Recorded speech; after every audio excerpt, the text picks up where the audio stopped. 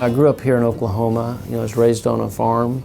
I got into rodeo at a young age, and as a result got injured from rodeo at a young age with some broken bones and actually got my knee stepped on. Bulls are a lot more powerful than you can imagine. And I've been in the food business since college. I'm out in the field a lot, visiting customers.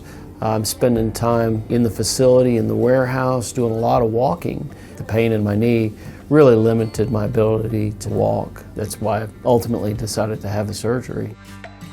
I'd heard about Carum through a company-wide email.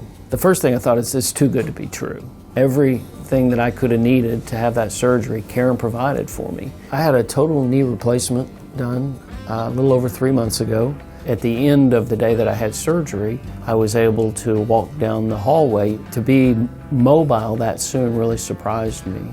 I just have so much hope and encouragement for what I'm going to be able to do and not be hampered by, knee pain. I'm not going to do any more rodeo, and I can promise you that.